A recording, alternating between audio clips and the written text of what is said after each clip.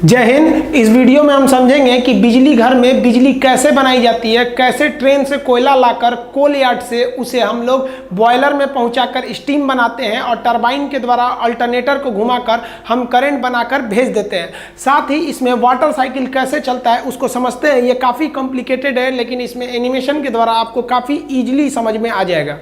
देखिए, जो electric power plant होता है वो बहुत बड़ा यूनिट होता है। वो लगभग 3-4 किलोमीटर एरिया में फैला होता है, जिसमें से कई खंड होते हैं। हम एक एक पार्ट को सबसे पहले पहुंचते हैं। हमको वहाँ हीट उत्पन्न करना है, स्टीम बनाने के लिए, पानी खौलाने के लिए हमें हीट चाहिए। ये हीट हमें कोयले से मिलती है। अब वहाँ थोड़ा मोड़ा कोयला नहीं चाहिए, बहुत ज़्यादा चाहिए, क्योंकि कोयला घट जाएगा तो बिजली प्लांट बंद होगा और पूरे शहर में बिजली कट जाएगी। इसलिए हम लोग 1.5 मिलियन टन 1.5 मिलियन टन कोयला को रखते हैं, जो 40 दिन का स्टॉक होता है। ये कोयला को हम लोग कोल यार्ड में रख देते हैं। इसे कोल हैंडलिंग डिपार्टमेंट को सौंप दिया जाता है। यहाँ ट्रेन आती है और इस कोयले को यहाँ पर खाली करके डंप करके चली जाती है।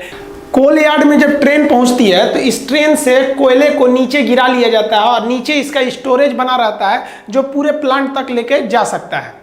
एक एक करके हर एक वैगन से कोयले को गिरा दिया जाता है, रिलीज करके नीचे स्टोरेज में। इसे खाली करने की कई विधियां होती हैं। देखिए क्या किया जाता है, जो कभी कभी जो बॉक्सेन वाले डिब्बे होते हैं जो ऊपर से खुले रहते हैं, उनको ले आया जाता है और उनकी कॉपलिंग को छोड़ा दिया जाता है, जिससे वो एक डिब्बे से दूसरे में पकड़े रहते हैं। और उसके बाद ये जो मशीन होती है, लिफ्ट मशीन, इसको पूरी तरह से उल्टा कर देती है, जिस वजह से इसमें का सारा कोयला थर्मल पावर प्लांट के कोल यार्ड में नीचे चला जाता है और नीचे इसे कन्वेयर द्वारा उठा लिया जाता है। फिर इसको ये मशीन जो है केवल इसी बॉगी को पकड़ती है और फिर सीधा रख देती है। फिर उसकी कॉपलिंग को कर दिया जाता है और इस ट्रेन को आगे के लिए रवाना कर दिया जाता है। तो कई विधियां द्वारा इस कोयला को कोल यार्ड में खाली किया जाता है। एक मशीन द्वारा उस गिराए गए कोयले को हम लोग उठा लेते हैं। जैसे ये मशीन देख रहे हैं, तो ये यहाँ से ऐसे उठा लेगा यहाँ से और इस पर गिरा देगा, ये कन्वेयर द्वारा, और ये इस पर गिरेगा ना, तो इस रास्ते से ये आगे जा सकता है। यहाँ से कोयला उठाएगा और इसी कन्वेयर पे गिराएगा, इसके रास्ते ये यहाँ आके यहाँ गिरेगा और यहाँ से ये मशीन द्वारा आगे बढ़ जाएगा। कोल यार्ड से कोयले को उठाने के लिए बहुत ही बड़ी ये भारी भरकम मशीन का प्रयोग किया जाता है। ये काफी दूरी तक चल सकती है और इसके लिए एक ट्रैक बना होता है और ये अपने हाथ से कोयला उठा सकती है। इसका जो हैंडल होता है ये काफी दूर तक जा सकता है, अगल बगल के यार्ड तक, और ये मशीन को फिर आगे पीछे चलाया भी जा सकता है। ये ऊपर नीचे भी खिसक सकती है। देखिए, इस मशीन का जो अगला दांत होता है ना, वो आगे की ओर होता है, तो ये इस तरह से कोयले को उठा लेता है और इस साइड में ले जाके पटक देता है। आप देखिए, इधर जाएगा तो ये उठेगा और इस तरह से उठाते हुए जाएगा ये, और जब उस साइड का सर्किल चलेगा तो ये अपने ऊपर इस साइड में ले जाके कन्वेयर बेल्ट के ऊपर पटक देगा सारा कोयला। तो इधर से लोड होगा और इसी मशीन द्वारा उस साइड में अनलोड हो जाएगा। इस तरह से करने से आप यहाँ क्लोज लुक में देखिएगा तो ये नीचे से ऐसे उठा के ले आ रहा है और अपने ही पास गिरा ले रहा है। जैसे ये इधर से जाएगा और इस साइड में ले आके यहीं पर गिरा ले रहा है। जस्ट इसके नीचे आपका कन्वेयर बेल्ट जो इस पूरे कोयले को आगे भेजेगा और ये यहीं पे इसको डंप कर देता है। देखिए, यहाँ से ये निकल गया कन्वेयर बेल्ट पर। ये कन्वेयर बेल्ट पूरे प्लांट तक आगे की ओर कोयला को पहुंचा देता है, जहां तक इसको जरूरत है प्लांट में, चाहे वो कितना भी आगे प्लांट हो। तो किसी भी पावर प्लांट में कोल हैंडलिंग बहुत बड़ा एरिया होता है। कन्वेयर बेल्ट जो होता है, एक पट्टी होती है, दोहरी पट्टी, जो किसी रोटेटर पर घूमती रहती है। जैसे यहाँ हम कोई चीज को गिराएंगे तो ये इसी पर घूमते रहेगा। अब ये पट्टी यहाँ जाके अंदर हो गई है तो मटेरियल यहीं गिर जाएगा। तो एक ही पट्टी द्वारा हम इसको गिराते रहेंगे। अगर मान लीजिए इससे भी आगे ले जाना है तो एक और कन्वेयर बेल्ट यहाँ लगा देंगे, वो इससे भी आगे ले जाएगा। नहीं तो यहीं पे काम है तो यहीं पे छोड़ देंगे हम। तो ये कन्वेयर बेल्ट जोड़ के हम किसी भी चीज को बहुत आगे तक ले जा सकते हैं। ये जो कोयला होता है इसका कोई आकार ही फिक्स नहीं होता है, ये बड़ा भी हो सकता है, छोटा भी हो सकता है। तो इस कोयला को इस कन्वेयर बेल्ट के माध्यम से आगे भेजते हैं हम लोग क्रशर मशीन में। क्रशर मशीन क्या होता है, कोयले को छोटे छोटे टुकड़ों में तोड़ देता है, लेकिन इन टुकड़ों को हम अभी भी आगे जलने के लिए नहीं भेजते हैं। इसको इसके आगे फिर इस कन्वेयर बेल्ट द्वारा इसे हम पल्वराइज करने के लिए, मतलब पाउडर बनाने के लिए एक बाउल मिल में भेजते हैं। ये बाउल मिल में ये जो कोयला होता है एकदम पाउडर की तरह हो जाता है। जितना पतला पाउडर हम लोग लगाते हैं चेहरे पे ना, उस तरह से ये पाउडर को पीस के एकदम आटा बना देता है, ताकि पूरा कंप्लीट जल जाए। अंदर उसके जो ऐश यानी राख है वो बहुत ही कम बने। तो आप सोचिए, किसी भी पावर प्लांट का सबसे ज्यादा अगर कोई एरिया ऑक्युपाई करता है ना, तो 50% एरिया तो कोल यार्ड ही लेके चला जाता है। सोचिए, एक ट्रेन को ले आने का जगह बनाना रहता है पूरा स्टेशन की तरह। वहां ट्रेन आएगी, फिर उसको खाली करना है, फिर सोचिए 1.5 मिलियन टन कोयला को रखने के लिए जगह बनाना लगाना है, फिर उसके लिए कन्वेयर बनाना है। तो ज़्यादातर एरिया पावर प्लांट का, बिजली घर का, वो उसका अप्रोक्स 50% एरिया लेके चला जाता है आपका केवल कोल यार्ड हैंडलिंग डिपार्टमेंट। देखिए अब जो कोयला आता है वो पल्वराइज होता है, मतलब एकदम पाउडर की तरह होता है, और उसे कोयला को हम लोग बॉयलर मशीन में डालते हैं। बॉयलर एक ऐसी मशीन होती है जिसमें आग लगाया जाता है, बॉयल किया जाता है, किसी चीज को ऊपर रख नीचे फर्नेस यानी भट्टी में आग लगाकर ऊपर किसी चीज को बॉयल करना, उबालना बॉयलर कहलाता है। तो इस बॉयलर में कभी भी हम लोग बड़े बड़े कोयले को नहीं डालते हैं, बल्कि वो पल्वराइज कोयले को डालते हैं पाउडर की तरह। जैसे इसमें पाउडर की तरह डालते हैं, ये कोयला यहाँ पर जलने लगता है। देखिए जो बॉयलर होता है, जब इसमें कोयला जलता है तो कोयले के जो भारी कण होते हैं वो नीचे बैठ जाते हैं, तो उसकी गंदगी ज्यादातर नीचे चली जाती है, और जो ऊपर रहते हैं उन्हें फ्लाई एश कहते हैं, वो फ्लू एयर के रूप में वो ऊपर का धुआं निकल जाता है। और इसमें इस तरह से गर्म हवा की जाती है जिसे प्री हीटेड एयर कहते हैं, कि कोयले की जो नमी है वो सूख जाए और कोयला अच्छे से इसमें जल सके, और पाइप के रास्ते से इसमें पानी आता है, और इसके जितने भी बॉटम एश होते हैं वो नीचे चले आते हैं, और फ्लाई एश जो उड़ने वाले धुआं होते हैं वो ऊपर चले जाते हैं, और ये जाके पूरे ये ट्यूब को गर्म कर देता है जिसमें पानी भरा रहता है, जिससे कि स्टीम बनते हैं। बॉयलर में जो पानी डाला जाता है वो पानी पाइप के रूप में रहता है। आप देखिए पूरा पाइप के अंदर पानी है और इसमें आग लगा हुआ है, ये कोयले का जो पाउडर के रूप में वही आग लगा हुआ है। अब आप बताइए, ये आग के संपर्क में ये जितने पाइप हैं, इन पाइप में पानी है। अब ये नीले रंग के दिख रहे हैं, गर्म होकर लाल हो जाएंगे, और ये ऊपर बॉयलर का जो टंकी रहता है इसी में से पानी आ रहा होता है। ये पानी नीचे के आग के द्वारा पाइप के अंदर ही स्टीम बनने लगता है और सुपर हीटेड हो जाता है। बॉयलर के ऊपरी भाग में एकदम सुपर हीट, एकदम स्टीम बन जाता है, और इस स्टीम को इस बॉयलर से आगे निकाला जाता है। ये कोयला जब जलता है तो इसके ऊपर पानी रखा रहता है, पानी की एक टंकी रहती है, अतः यह कोयला जल के उस पानी की टंकी को गर्म करके स्टीम बनाता है। तो स्टीम बनाएंगे तो हम आगे के फंक्शन को समझने से पहले अभी यहीं कोयले का निपटारा कर देते हैं। कोयला जल के स्टीम बन गया, बचेगा क्या? धुआं बचेगा और राख बचेगा। अब दो तरह की राख होती है, जो भारी राख होती है वो नीचे की ओर चली जाती है, जिसे हम लोग बॉटम ऐश कहते हैं। बॉटम ऐश मतलब नीचे चले आना। तो ये बॉटम ऐश को नीचे जो होता है, एक जाली होता है जो वाइब्रेट करता है, सारा राख नीचे चला जाता है और इसे एक स्टोर में रख लिया जाता है, और इसे सीमेंट कंपनी को दे दिया जाता है, जिसमें सीमेंट बनाने के काम में आता है ये। तो बॉटम ऐश ऐसे चला गया।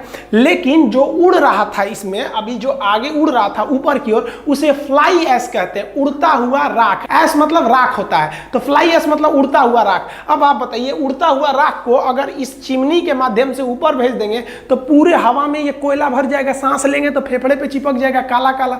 तो हमको जरूरी है कि इस धुएं में से जितने भी हानिकारक चीजें उनको छान लिया जाए। तो इसको छानने के लिए इस बॉयलर का धुआं जहां से बाहर निकलता है वहां पर एक मशीन लगा दिया जाता है, जिसे कहते हैं इलेक्ट्रोस्टैटिक प्रिसिपिटेटर। ये क्या करता है? ये निगेटिव चार्ज होता है और किसी भी धूल कण को अपने पास चिपका लेता है। जो बड़े बड़े धूल कण थे वो तो बॉटम ऐश के रूप में नीचे चले गए, जो छोटे छोटे फ्लाई ऐश थे उनको ये ESP डिवाइस यानी इलेक्ट्रोस्टैटिक्स प्रिसिपिटेटर क्या करता है? अपने पास इकट्ठा करके रख लेता है, और उसके बाद से इसको छोड़ता है ये हवा में, इस टावर इसके माध्यम द्वारा, चिमनी के द्वारा। तो ये कम हानिकारक होते हैं। अभी के समय सबको भी, किसी भी कंपनी को जो बिजली घर चला रही है उसको ESP डिवाइस लगाना जरूरी है। कहेगा कि ESP डिवाइस का काम क्या होता है? तो प्रदूषण को कम करना है। धुआं तो निकाल दिए, अब हम समझते हैं बॉयलर क्या है। तो देखिए यहाँ पर ये जो बॉयलर था इसका हम धुआं निकाल दिए। अब बॉयलर में क्या होता है? एक भट्टी होता है, फर्नेस, भट्टी मतलब फर्नेस होता है। तो इसके नीचे से तो चला गया आपका बॉटम ऐश, और ऊपर से धुआं निकाल दिया है। जो इसमें आग जल रही है उस गर्म हवा को हम लोग फ्लू गैसेस कहते हैं। ये फ्लू गैस क्या होती है? पानी को खौलाती है। अब आपको लगेगा यहाँ से यहाँ तक एक बड़ा सा टंकी रहता है। गलत बात है, ये टंकी नहीं रहता है, बल्कि इसमें छोटे छोटे पाइप रहते हैं और उस पाइप में पानी आया रहता है। अब ये पाइप जो होते हैं छोटे छोटे रहते हैं, पतले पतले, इसलिए पानी का एरिया कम रहता है, वो चारों ओर से गर्म हो जाते हैं। और एक पाइप दूसरे पाइप से टच में नहीं रहता है, ऐसे लटका रहता है, उसके चारों ओर आग रहती है, तो ये बहुत ही जल्दी गर्म हो जाता है। नीचे का एरिया गर्म होता है, ऊपर में तो एकदम ये सुपर हीट हो जाता है पानी। अब ये पानी आता कहाँ से? तो पानी नीचे के रास्ते से आता है, ऐसे चढ़ाया जाता है, इसको नीचे से पाइप से चढ़ाया जाता है, जानबूझ के इसको टच करके चढ़ाया जाता है ताकि ये जब जलने के लिए जाए, खोलने के लिए जाए तो उससे पहले ही ये यहाँ इसके संपर्क में आ जाए और यहाँ संपर्क में आने से पहले ही थोड़ा और गर्म हो जाए। तो पानी को मेन बॉयलर में जाने से पहले ही इस आग के संपर्क में लाकर थोड़ा सा गर्म करने से हमें इकोनॉमिकली थोड़ा ज़्यादा फायदा होता है। इसलिए यहाँ बने टंकी को हम इकोनोमाइजर के नाम से जानते हैं। ये किसी भी पानी को खोलने से पहले ही थोड़ा गर्म कर देता है। ये मानिए ना, आप एकदम ठंडा पानी को गर्म करेंगे, उससे अच्छा है कि आप थोड़ा सा गर्म पानी उसे और गर्म कर देंगे, तो ये थोड़ा सा पहले ही गर्म कर देता है इकोनोमाइजर। इकोनोमाइजर को अलग से हीट देने की जरूरत नहीं पड़ती है, ये फर्नेस जो भट्टी है इसी के हीट के संपर्क में आके पहले ही गर्म कर लेता है ताकि यहाँ पे गर्म हो जाए। और इसके एकदम टॉप वाले भाग में ये जो होता है एकदम खोल जाता है, जिसे सुपर हीट कहते हैं। आप ये देखेंगे ये बाहर से इसका शकल है, अब ये सुपर हीट हो गया, अब ये स्टीम बन गया है, स्टीम बन के नीचे लाया जाएगा, वो बहुत ही गर्म भाप बन गया है। अब ये स्टीम इस रास्ते से नीचे आएगा, देखिए यहाँ स्टीम के लिए पाइप दिख रहा है, अब ये स्टीम नीचे आएगा। स्टीम में कितना दम होता है सोचिए, कुकर का जो ऊपर का ढक्कन उठ जाता है, सीटी उठ जाता है, वो स्टीम के बदौलत। तो इतने छोटे से कुकर में, कुकर भी एक तरह से क्या है, बॉयल करता है, किसी भी पानी को गर्म करके बॉयल करता है, उबालता है। तो कुकर भी एक तरह का बॉयलर ही है, वो छोटा सा बॉयलर है।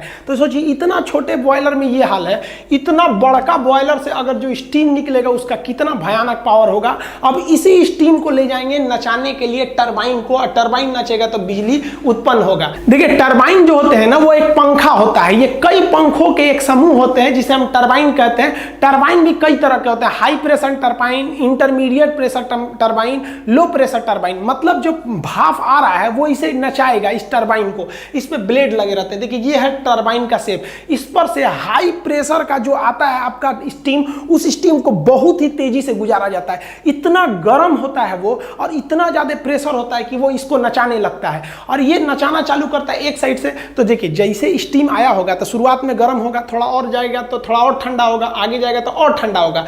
तो इसके एक हिस्सा को कहते हैं हाई प्रेशर टरबाइन। जब स्टार्ट करता है तब वहां बहुत ही ज्यादा गर्म रहता है, आगे जाएगा तो थोड़ा और ठंडा होगा स्टीम, तो इसे कहते हैं हम लोग इंटरमीडिएट टरबाइन। आगे गया तो लो प्रेशर टरबाइन, मतलब एकदम आगे जाने के बाद लो हो जाता है। तो टरबाइन घूमता है।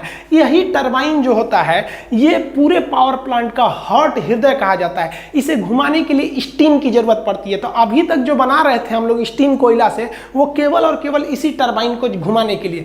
लेकिन एक समस्या सोचिए, ये खुले हुए टरबाइन पर अगर स्टीम मारेंगे तो भाप तो बिखर जाएगा, उतना प्रेशर नहीं लगा पाएगा। तो इसको क्या किया जाता है ना, ढक दिया जाता है। जैसे ये टरबाइन है ना, तो इसको चारों ओर से ढक दिया जाता है, इसका एक प्लेट से ऐसे ढक दिया जाएगा। जैसे यहाँ देखिए, यहाँ पर ढका हुआ, आधा ढका हुआ है यहाँ पर, यहाँ से प्रेशर घुसा दिया जाता है इसके अंदर। जो स्टीम के अंदर प्रेशर जाता है वो इस रास्ते भेज दिया जाता है ताकि स्टीम यहाँ से अंदर जाके टरबाइन को घुमा सके। यहाँ देखिए ये जो पीला वाला पार्ट दिख रहा है आपको, यही है आपका टरबाइन। अब इसके अंदर स्टीम कहाँ से गया, तो ये देखिए ये वाला एरिया जो है ना, ये ऊपर से ये स्टीम इसको लेके आया, इसके अंदर ले गया स्टीम। अब देखिए ये इसके अंदर चला गया तो स्टीम बाहर नहीं निकल पाएगा और अंदर टरबाइन को खूब तेज नचाएगा। और टरबाइन नचेगा तो टरबाइन से जुड़ा रहता है जनरेटर। ये जो जनरेटर होता है यही चलने लगेगा और इसी से हमको बिजली मिलेगी। टरबाइन में जब स्टीम पहुंचता है तो सबसे पहले जो होता है हाई प्रेशर टरबाइन घूमता है, जिसका साइज छोटा होता है, क्योंकि जो स्टीम आ रही है ये पहले गर्म है, इसका प्रेशर बहुत ज़्यादा है। ये इसको घुमाने के बाद इंटरमीडिएट पे जाती है, फिर एकदम लो प्रेशर टरबाइन, ये बड़ा होता है, इसको घुमाना ईजी होता है, तो ये कम प्रेशर पे भी घूम जाता है। इसको घुमाने के बाद अब ये घूमेगा तो इसी से जुड़ा हुआ है उधर का अल्टरनेटर, वो जनरेटर घूम जाएगा और जो यहाँ में स्टीम बना हुआ है भाप, उसे नीचे की ओर कंडेंसर में भेज दिया जाता है। देखिए इस रास्ते से जैसे ही इसमें गर्म एकदम हॉट स्टीम पहुंचेगा, भाप पहुंचेगा, तो भाप में बहुत ज़्यादा ताकत होता है, वो इसको नचाएगा। ये जैसे नचेगा तो जो इसके बीच का रॉड है जिसे शाफ्ट कहते हैं, इस शाफ्ट को इस जनरेटर के शाफ्ट से जोड़ दिया गया है। अब ये जनरेटर नचने लगेगा। अब ये काफ़ी हैवी शाफ्ट है, ये जितना तेज नचेगा उतना ही तेज ये इस जनरेटर को नचाएगा। आप कहेंगे जनरेटर से बिजली मिलता है, घर पे भी तो जनरेटर चलाते हैं, तो सेम चीज़ तो घर पे भी करते हैं। यहाँ कोयला जला के कर रहे हैं और घर पे आप डीजल जला के करते हैं, लेकिन उसका पावर कम होता है, इसका पावर बहुत ज़्यादा होता है। ये जनरेटर जो होता है ना आपके घर के बराबर होता है, इतना बड़ा जनरेटर होता है। तो नचाने के लिए ज़्यादा एनर्जी की जरूरत पड़ती है। आप समझते हैं इस जनरेटर के अंदर क्या सिस्टम होता है। देखिए ओरेस्टेड नामक एक वैज्ञानिक थे, इन्होंने कहा था कि जब बहुत ही तेज करंट जाता है, बहुत हाई वोल्टेज का करंट जाएगा तो उससे चुंबक पैदा हो जाएगा। आप देखे भी होंगे हाई वोल्टेज का जब करंट जाता है तो उसके अगल बगल में मैग्नेटिक फील्ड आता है, आपको खींच सकता है थोड़े दूर पर ही, उसे हम लोग वर्चुअल कंडक्टर भी कहते हैं, दूर से ही खींच लेता है। तो फैराडे नामक वैज्ञानिक ने दिमाग लगाया, कहा कि ससुरा जब इलेक्ट्रिसिटी से, करंट से चुंबक पैदा हो सकता है तो चुंबक से करंट क्यों नहीं पैदा हो सकता है। तो इन्होंने इसी सिद्धांत को घुमाकर कोशिश किया। इन्होंने कहा कि जब करंट जा रहा है तो चुंबक बन रहा है, तो एक काम करते हैं, हम चुंबक को ले जाते हैं, करंट बनेगा। तो ये क्या किए, एक तार को बीच में रख दिए यहाँ पर ऐसे, और इसके साइड में ना इसे चुंबक ले जा रहे थे। ये इसको ले जाने से ना इसमें बिजली बन ही नहीं रहा था। कहे कि चुराई तो उल्टा काम काहे नहीं कर रहा है। अब इनको दिमाग काम नहीं कर रहा था, ऐसे तार था, इसमें ऐसे चुंबक ले जा रहे थे, तो इनका काम ही नहीं कर रहा था। तो एक बार क्या किए इन लोग ना कि ये चुंबक को ना घुमा के, इसके अंदर जो चुंबक चारों ओर लगा के, और अंदर का जो तार था ना उस तार को राउंड नचाना चालू किए। जैसे ये कॉइल है ना, ये कुंडली, तो इसको ये राउंड नचाना चालू किए। राउंड नचाने से ना यहाँ पे बिजली मीटर लगा के, अमीटर लगा के नाप लिया गया कि भाई करंट पैदा हो गया।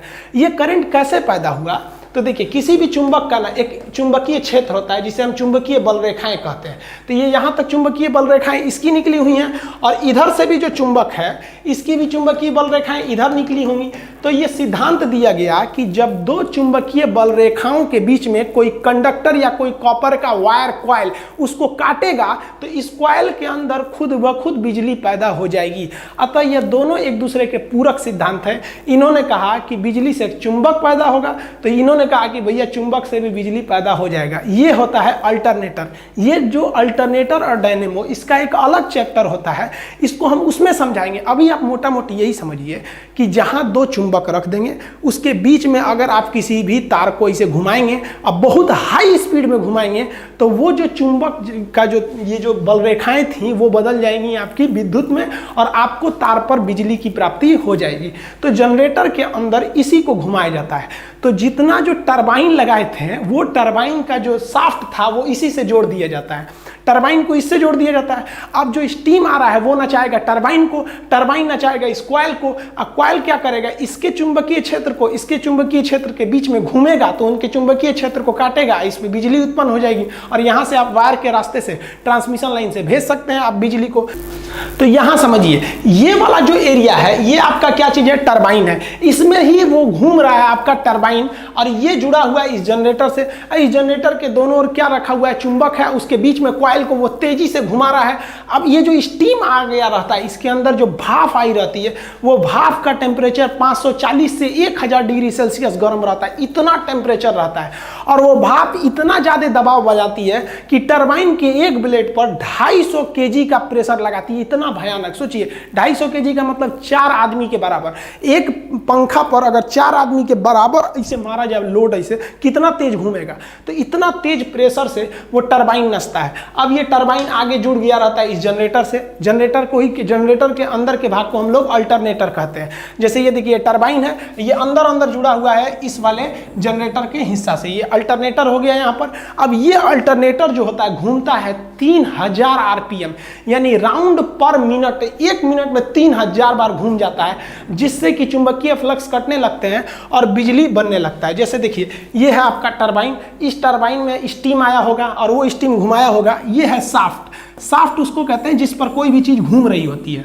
ये शाफ्ट के मदद से क्या होता है, ये टरबाइन जो होता है ये अल्टरनेटर से जुड़ा रहता है। अब ये टरबाइन को घुमाइएगा तो ये शाफ्ट भी घूमेगा, और ये शाफ्ट घूम के इस अल्टरनेटर को घुमाएगा, और इसके अंदर साइड साइड में है चुंबक, अब बीच में कॉइल घूमेगा, और उसके घूमने से पैदा हो जाएगी आपकी बिजली। देखिए जनरेटर के अंदर जो होता है एसी करंट उत्पन्न करने वाले जनरेटर को हम अल्टरनेटर कहते हैं। इसमें एक भाग जो होता है रुका रहता है, जो रुका रहता है उसे स्टेटर कहते हैं। आपको पता है अब इसके अंदर एक को नचाना पड़ेगा तभी इलेक्ट्रिसिटी पैदा होगी, तो जो नचने वाला भाग होता है उसे हम लोग कहते हैं रोटर। तो ये घूमेगा और ये स्थिर रहेगा। अब एक बात बताइए, इसको ऐसे खुला छोड़ देंगे, कोई घूमेगा तो करंट मार देगा, तो इसको साइड साइड में हम एक बॉडी कवर दे देते हैं। तो ये देखिए एक इस साइड में बॉडी कवर हो गया, एक इस साइड में हो गया कवर हो गया। अब यहाँ एक चीज फंस जाता है, जैसे आप कवर करिएगा तो इसको जो घूमने वाला हिस्सा है, ये जो शाफ्ट है, इसको बाहर निकालिएगा।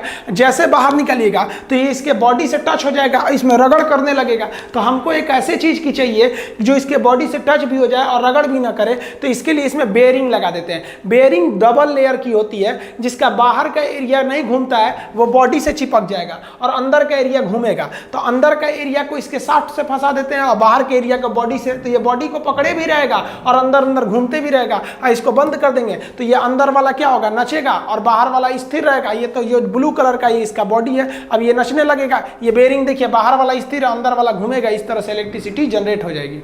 और इस बिजली को क्या किया जाता है, बहुत ही हाई पावर के ट्रांसफार्मर को दे दिया जाता है।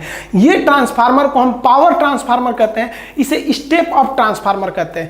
ये ट्रांसफार्मर उस पैदा हुए बिजली को ज्यादा दूर तक भेजने के लिए इसके वोल्टेज को बढ़ाकर 2,20,000 वोल्ट यानी 220 kV से भी ज्यादा कर देते हैं। अब ये इस ट्रांसफार्मर पे डिपेंड है कि कितना वोल्टेज कर रहा है, और तब उसको क्या करते हैं, ये बड़े से ट्रांसफार्मर इसके पावर लाइन के द्वारा, ट्रांसमिशन लाइन द्वारा आगे की ओर भेज देते हैं। ये तो हम आपको इसके बारे में पूरी कंप्लीट जानकारी बता दिए हैं कि कैसे बिजली को भेजा जाता है, इसका A to Z पार्ट आइए भेज दिया जाता है। इसीलिए जिस गांव में बिजली बनती है उस गांव के ट्रांसफार्मर से उस शहर को बिजली नहीं दिया जाता है। क्यों नहीं दिया जाता है, क्योंकि यहां से जो बिजली निकल रही है 2,20,000 वोल्ट पे निकली है। किसी के घर में दे दीजिएगा उड़ जाएगा, तो उसके घर को ना देके इसे दूसरे जगह ट्रांसफर कर दिया जाता है उस बिजली को। अब एक चीज आप सोचिए कि जो स्टीम बना था भाप, उसे दूसरा भफवा कहां गया।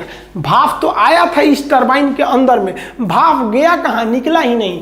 तो ये भाप जो है अगर आप इसे ठंडा कीजिएगा तो पानी बन जाएगा, और इसी पानी को अगर हम वापस बॉयलर में भेज देता हमें पानी की बचत हो जाएगी। तो क्या किया जाता है, ये जो टरबाइन घूम रहा होता है इसके नीचे एक बहुत बड़ा एक तो हम लोग बना लेते हैं, कंडेंसर का टब बना लेते हैं, उसी में उस ट्यूब में ले जाके भर दिया जाता है इस भाप को, ताकि वो ठंडा हो जाए और दोबारा पानी बन जाए। तो इसके नीचे एक चेंबर रहता है जिसे हम कहते हैं कंडेंसर।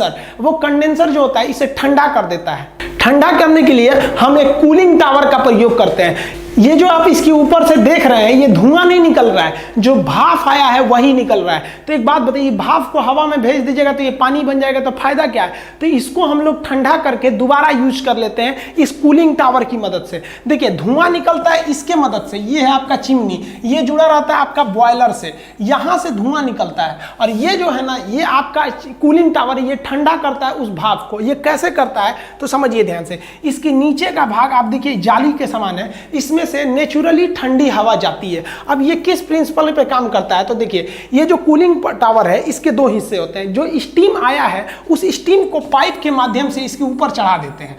ये पाइप से चढ़ गया ऊपर में स्टीम भाप, और वो भाप जब ऊपर चढ़ेगा तो उतना देर में वो ठंडा हो चुका रहेगा, क्योंकि बहुत दूर से निकला है वो बॉयलर से, ठंडा हो जाएगा। तो इसे फुहारा द्वारा नीचे की ओर गिराते हैं। जब फुहारा द्वारा नीचे की ओर गिराते हैं तो ये पानी ये और ठंडा होने लगता है, और चिमनी के नीचे जो खोखला एरिया होता है देखिए ये, यहाँ से क्या होती है, ठंडी हवा ऊपर जाती है। तो ऊपर से स्टीम नीचे आ रहा है और नीचे से ठंडी हवा ऊपर जा रही है, बस ये दोनों मिलकर पानी बन जाते हैं, और नीचे इसके जो बेसिन होता है जहाँ ये पानी जमा रहता है वहां पर ये जमा हो जाते हैं, और इसी पानी का हम दोबारा यूज कर लेते हैं, जिसे हम वाटर साइकिल कहते हैं। ये सबसे जरूरी होता है किसी भी पावर प्लांट में वाटर साइकिल को समझना। तो ये जो कूलिंग टावर है इसमें हम लोग स्टीम को नीचे से नहीं भेजते हैं, जो टरबाइन से बचा हुआ स्टीम नीचे गया था उसे मोटर की मदद से खींच के हम लोग इस कूलिंग टावर से बीच से गिराते हैं। ये खोखला होता है, और ये जब नीचे आता है तो एयर के संपर्क में आके पानी बन जाता है और ये बेसिन में जमा हो जाता है। लेकिन 100% पानी नहीं बन पाता है, वही जो थोड़ा बहुत पानी नहीं बन पाया रहता है वो भाप बन के बाहर निकल जाता है। ये 0% प्रदूषण करता है, ये तो पानी है एक तरह से, बन जाएगा पानी में। वाटर साइकिल सबसे जरूरी होता है। देखिए जब भी बिजली घर को लगाया जाता है तो उसे कोयले की बहुत ज्यादा जरूरत है, इसलिए उसमें ट्रेन का एक यार्ड बना देते हैं, और पानी की तो निरंतर जरूरत है, क्योंकि स्टीम के बिना आखिर टरबाइन नचाएंगे कैसे, तो इतना पानी लाएंगे कैसे। तो उसके लिए हम उसको नदी के पास सेट कर देते हैं, किसी भी रिवर के पास हम लोग क्या करते हैं उसे सेट कर देते हैं। लेकिन नदी का पानी इतना तो साफ रहता नहीं है, और नदी के पानी का लेवल हमेशा एक जैसा नहीं रहता है, कभी वो लेवल घट जाएगा कभी बढ़ जाएगा। तो इस नदी के पानी से हम मोटर की मदद से एक अपना तालाब बना लेते हैं, जिस तालाब को हम लोग रिजर्वायर या जलाशय कहते हैं। तो जिस किसी भी पावर प्लांट का अपना एक तालाब होता है, वो नदी से ही पानी को खींच लेता है। अब नदी के पानी उतना भी आपको उसमें मिनरल्स रहते हैं, तरह तरह के रहते हैं, कैल्शियम रहता है, ये सब रहता है। इस सब अगर कैल्शियम आयरन की मात्रा रहेगी तो पानी जल्दी भाप नहीं बनेगा। तो क्या किया जाता है, उस पानी को हम डीमिनरलाइज कहते हैं। तो डीमिनरलाइज करने वाले प्लांट को हम डीएम प्लांट कहते हैं। तो ये रिजर्वायर से हम इसको डीमिनरलाइज करके उसमें केवल H2O छोड़ते हैं उस पानी में, और ये पानी को हम क्या करते हैं, यहाँ से भेज देते हैं हम लोग ये कूलिंग टावर के नीचे बेसिन में।